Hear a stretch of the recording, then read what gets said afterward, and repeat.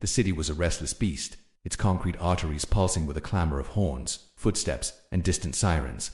In the shadow of towering skyscrapers, where the glitter of wealth faded into grime, a scruffy mutt named Rusty roamed the alleys. His fur was a patchwork of brown and black, matted from days of scavenging, but his amber eyes held a quiet intelligence. Rusty wasn't just any stray. He had a knack for finding things: lost keys, forgotten wallets, and, sometimes, people who needed finding. It was late afternoon, the sun dipping low, casting long shadows over the littered streets of the warehouse district. Rusty's nose twitched as he navigated the maze of cardboard boxes and overflowing dumpsters.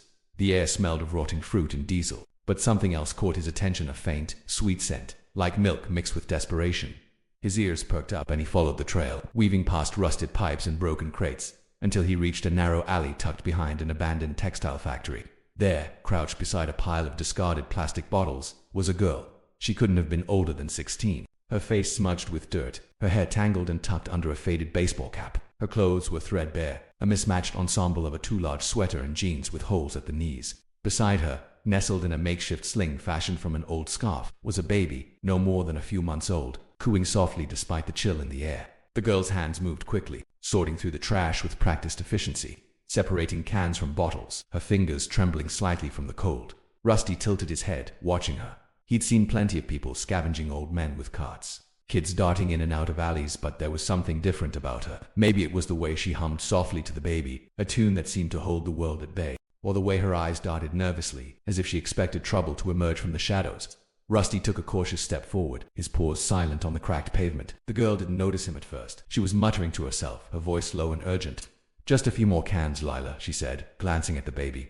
"Then we'll get you some milk, okay? Promise," the baby gurgled, tiny fists waving, and the girl's face softened for a moment, a fleeting smile breaking through her exhaustion. Rusty let out a soft whine, and the girl's head snapped up. Her eyes widened, and she clutched the baby closer, her body tensing as if ready to bolt. "Who's there?" she whispered, her voice sharp with fear.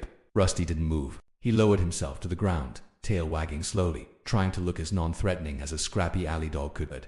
The girl stared at him, her breath hitching, then slowly relaxed when she realized he wasn't a threat. "Just a dog," she murmured, her shoulders slumping.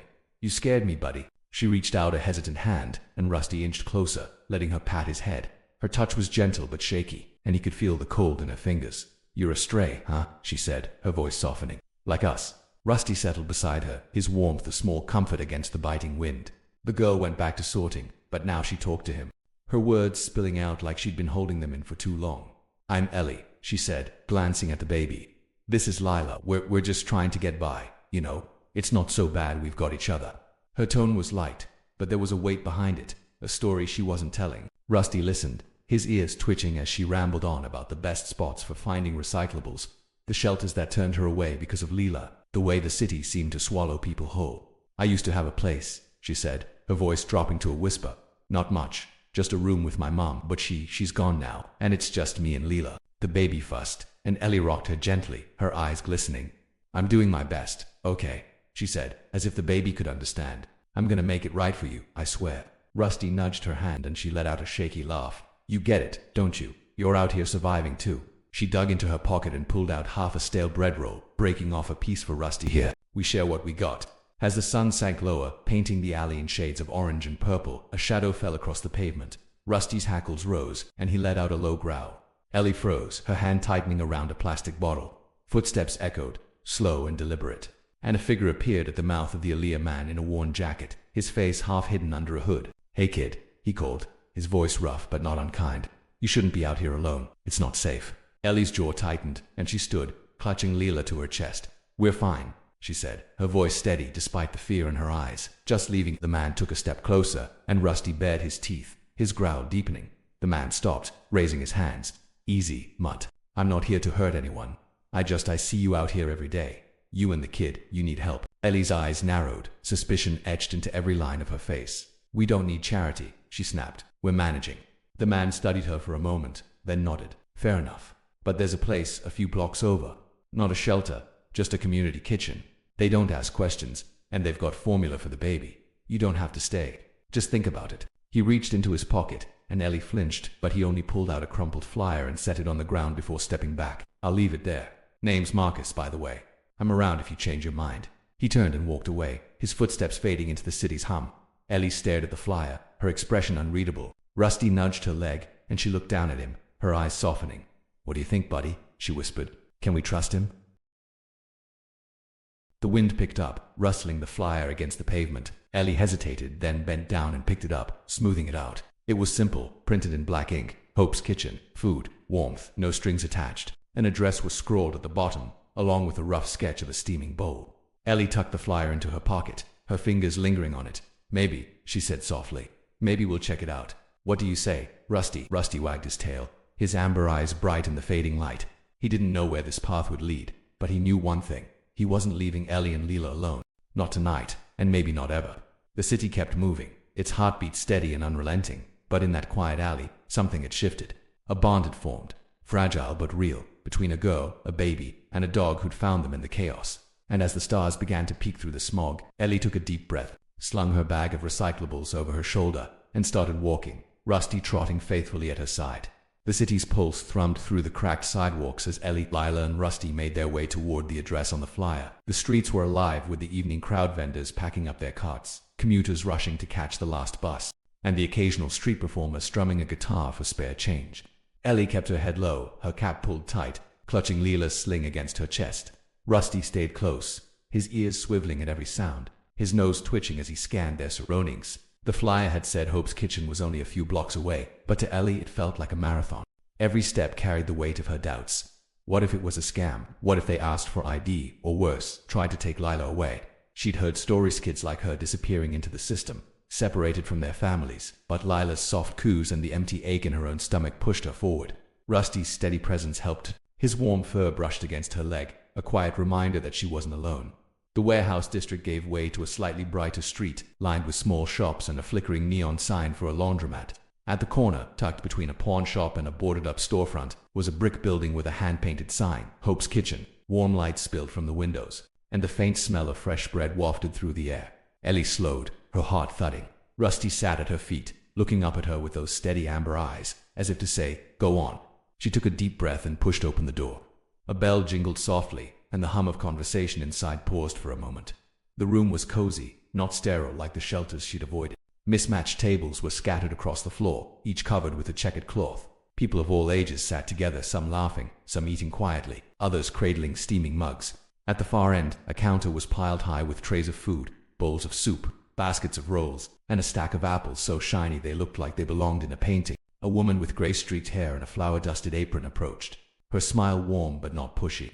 "Hey there," she said, her voice carrying a faint southern twang. "Welcome to Hope's Kitchen. I'm Clara. You folks hungry?" Ellie hesitated, her grip on Lila tightening. We don't have any money," she said, her voice barely above a whisper. Clara waved a hand. "No money needed here. Just grab a seat, and I'll bring you something warm. Got a little one there, huh?" Her eyes softened as she glanced at Lila, who was peering curiously from the sling. "We've got formula too if you need it." Ellie nodded, still wary, but the mention of formula made her chest loosen just a bit. "Thanks," she mumbled, guiding Rusty toward a table in the corner. The dog stayed close, his tail low but wagging faintly, as if he sensed the shift in the air. People glanced their way, but no one stared or whispered.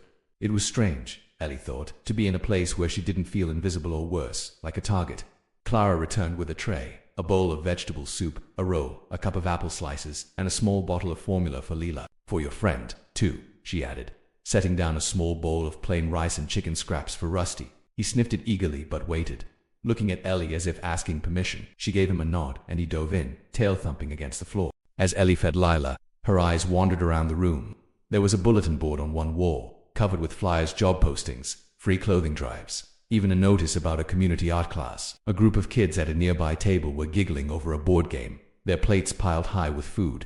For the first time in weeks, Ellie felt a flicker of something she hadn't dared to name: hope. But hope was dangerous, she'd learned that the hard way. She pushed the thought aside and focused on Lila, who was happily sucking down the formula. Rusty finished his meal and curled up under the table, his head resting on Ellie's foot. She was halfway through her soup when Marcus, the man from the alley, appeared at the edge of her table. "Didn't think you'd come," he said, his voice gruff but kind. He pulled out a chair and sat, keeping his distance. "Glad you did." Ellie's guard went up, but she kept her tone even, just checking it out for her. She nodded at Lila. Marcus nodded, his eyes flicking to the baby. "Fair enough, Clara's good people. Been running this place for years. No strings, like the flyer says." "Why do you care?" Ellie asked, her voice sharper than she intended. She didn't trust easy promises, not after everything. Marcus leaned back, scratching his beard. Used to be out there myself, he said after a pause. Not as young as you, but just as stubborn. Someone gave me a hand once, figure I owe it to pass it on. Ellie didn't respond, but her fingers loosened around the spoon. She glanced at Rusty, who was watching Marcus with a calm but alert gaze. If the dog wasn't growling, maybe this guy was okay. For now, Clara approached again, this time with a small paper bag.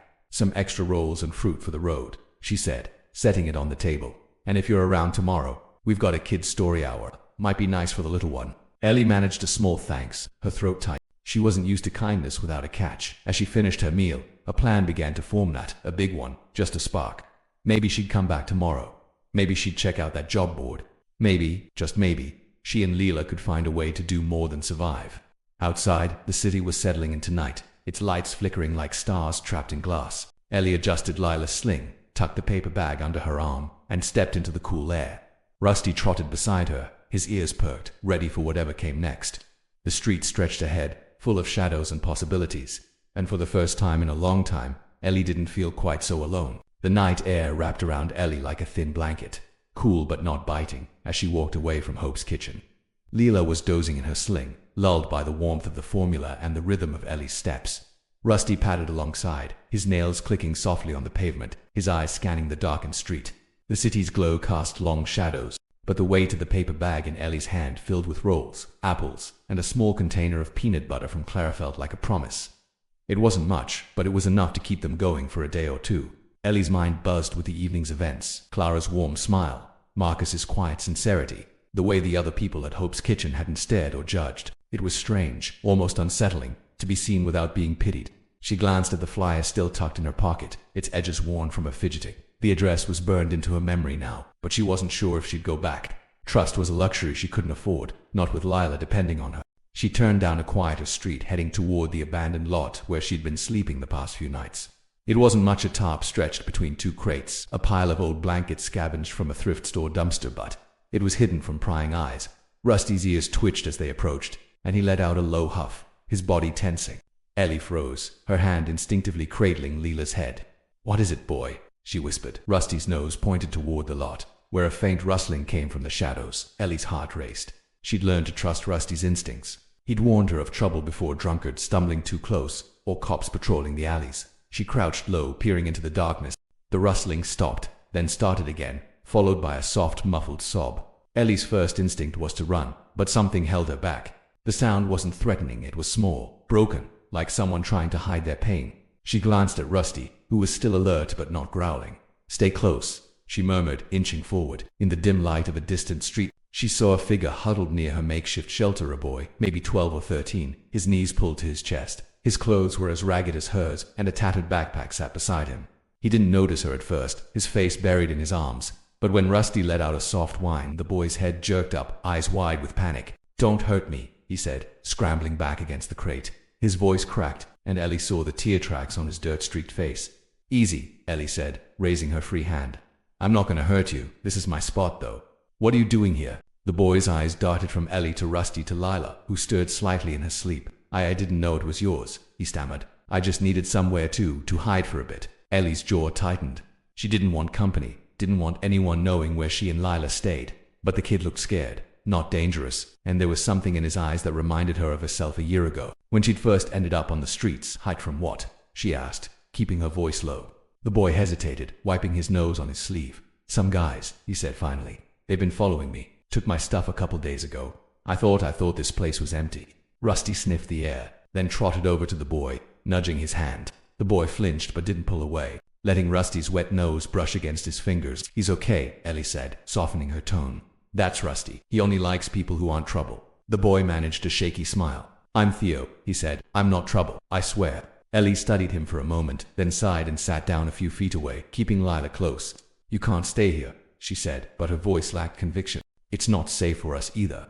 Theo nodded, his shoulders slumping. "I know. I don't have anywhere else to go. Not tonight." Ellie's stomach twisted. She knew that feeling, to wealth of bone-deep exhaustion of having no safe place, no plan, no one to turn to. She reached into the paper bag and pulled out one of the rolls, tossing it to Theo. "Here," she said. "Don't say I didn't do anything for you." Theo caught it, his eyes lighting up with a mix of gratitude and disbelief. "Thanks," he mumbled, tearing into the bread like he hadn't eaten in days. Between bites, he glanced at Lila. She's cute. How old is she? 4 months, Ellie said, her voice softening. Her name's Lila. Theo nodded, swallowing hard. You're doing okay out here with her. That's tough. We manage, Ellie said, echoing the words she'd told Marcus. But saying it to Theo felt different, like admitting it to someone who actually understood. They sat in silence for a while, the only sounds the distant hum of the city and Rusty's soft breathing as he settled between them. Theo finished the roll, then reached into his backpack and pulled out a small, battered notebook. I draw sometimes, he said, almost shyly. Helps me forget stuff. Ellie raised an eyebrow. What kind of stuff? Theo flipped open the notebook, revealing sketches of the city grimy alleys, streetlights glowing through fog, even a rough drawing of a dog that looked a lot like Rusty. Just things I see, he said. Makes it feel less heavy, you know. Ellie didn't know much about art, but she could see the care in his lines, the way he captured the world's rough edges with a kind of quiet beauty. That's good, she said, surprised at her own sincerity. You're good. Theo's face flushed, and he ducked his head. Thanks. I used to want to be an artist. Before. Ellie didn't push him to explain. She knew before stories were rarely happy ones. Instead, she glanced at the top, then at Theo's shivering frame. Look, she said, her voice firm but not unkind. You can crash here tonight. Just tonight. But you gotta help me keep watch, okay? And don't touch my stuff. Theo's eyes widened. Really? I mean, yeah, I can do that. I'll keep watch. Promise. Rusty let out a soft huff, as if sealing the deal. And Ellie couldn't help but smile. She didn't trust Theo yet, not fully, but she trusted Rusty, and the dog seemed to think the kid was all right. For now, that was enough. As the night deepened, Ellie and Theo arranged the blankets under the top, creating a small shared space that felt a little less lonely. Lila slept soundly, her tiny breaths a steady rhythm. Rusty curled up at the entrance, his eyes glinting in the dark, ever watchful. Somewhere in the distance, a siren wailed, but for the first time in a long time, Ellie felt a spark of something new, not just hope, but possibility. Tomorrow, she'd decide what to do about Hope's kitchen, about Marcus, about Theo. Tomorrow, she'd figure out how to keep Lila safe, and maybe, just maybe, find a way forward. But tonight, with Rusty's warmth and Theo's quiet sketching beside her, Ellie let herself rest, the city's heartbeat fading into the background. The city never slept, but under the tarp in the abandoned lot, a fragile calm settled over Ellie, Lila, Theo, and Rusty. The night stretched on, punctuated by the occasional hum of a passing car or the distant bark of another stray. Ellie dozed fitfully, one arm curled protectively around Lila, while Theo kept his promise, sitting cross-legged with his notebook open, sketching by the faint glow of a cracked flashlight he'd pulled from his backpack. Rusty lay at the entrance, his ears twitching at every sound, a silent guardian, as dawn crept over the skyline, painting the concrete in soft pinks and golds. Ellie stirred. Theo was still awake, his pencil moving slowly across the page. He'd drawn the lot, the top, the crates, even Lila's tiny form nestled against Ellie. But what caught her eye was the addition of a figure she didn't recognize, a girl with a determined set to her jaw, a baby in her arms, and a dog at her side. That's you, Theo said quietly, noticing her gaze. Thought you should see how tough you look. Ellie's throat tightened. She wasn't used to seeing herself as anything but a shadow slipping through the city's cracks. Thanks, she murmured, tucking the compliment away like a rare coin. The morning brought a new energy to the lot. Lila cooed, awake and hungry, and Ellie rummaged through the paper bag from Hope's kitchen, pulling out the last apple and the container of peanut butter. She shared it with Theo, who accepted it with a grateful nod. Rusty got a small smear of peanut butter, which he licked off Ellie's finger with enthusiasm. As they ate, Ellie's mind churned. She couldn't keep living like this, scraping by, hiding, always looking over her shoulder. Lila deserved more. Theo did too. And maybe, just maybe, so did she. We're going back to Hope's kitchen, she announced, surprising herself with the certainty in her voice. Theo looked up, his pencil pausing. You don't have to come, she added quickly. But I'm going to check out that job board, see if there's something I can do. For Lila. Theo's eyes lit up, a spark of something hopeful. Can I come? I mean, I don't want to be a bother, but I'm good at drawing. Maybe they need signs of something. Ellie hesitated, then nodded. All right. But you stick with me, got it? And don't do anything stupid. Theo grinned, the first real smile she'd seen from him. Deal. The walk to Hope's kitchen felt lighter this time, even with the weight of Lila in her sling and the uncertainty of what lay ahead. Rusty trotted ahead, his tail high, as if he knew they were headed somewhere better. The city was waking up, vendors setting up stalls, delivery trucks rumbling by, but Ellie felt a strange sense of purpose, like she was finally moving toward something instead of just away. When they reached Hope's kitchen, Clara was already there, stirring a pot of oatmeal that filled the air with a warm, sweet scent. Her face brightened when she saw Ellie, Lila, and Rusty, and her smile widened at the sight of Theo trailing behind. "Back for more?" she asked, wiping her hands on her apron. "And you brought a friend?" "This is Theo," Ellie said, her voice steadier than she felt. We're here to see about the job board." Clara's eyes softened with understanding. "Good for you," she said, gesturing to the bulletin board on the wall. "Take a look. There's always something up there, and if you're up for it, we could use a hand around here too. Nothing fancy, just cleaning, serving, maybe some painting. Got a wall out back that's begging for a mural." Theo's head snapped up at that, his fingers tightening around his notebook. "A mural? Like, for real?" Clara chuckled. "For real? You got a knack for art, kid." "He's good," Ellie said before Theo could answer, surprising herself again. Theo's cheeks flushed, but he didn't argue. Marcus appeared from the back, carrying a crate of apples. He nodded at Ellie, a quiet acknowledgement, then glanced at Theo. "New recruit?" he asked, a hint of a smile in his voice. "Something like that," Ellie said, meeting his gaze. She still didn't fully trust him, but she was starting to believe he meant what he said about passing on kindness. The morning unfolded in a blur of small, meaningful steps. Ellie found a flyer on the job board for a part-time gig at a nearby laundromat, washing, folding, no questions asked. It wasn't much, but it was a start. And Clara offered to watch Lila during shifts, no strings attached. Theo, meanwhile, talked Clara's ear off about mural ideas, his shyness melting away as he sketched out a rough design of a cityscape filled with color and light, a far cry from the gray alleys they'd all known. As the days turned into weeks, Ellie and Theo became regulars at Hope's kitchen. Ellie started working at the laundromat, her first paycheck feeling like a small miracle.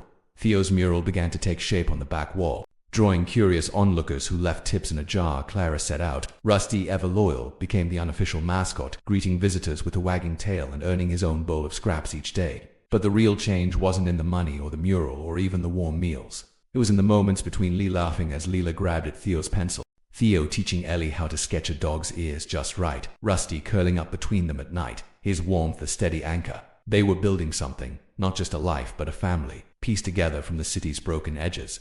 One evening, as the sun dipped low and Theo added the final touches to his mural, a vibrant scene of a dog, a girl and a baby standing under a sky full of stars, Ellie stood back, Lila in her arms, and felt something shift inside her. The city was still loud, still unforgiving, but it no longer felt like a beast waiting to swallow them.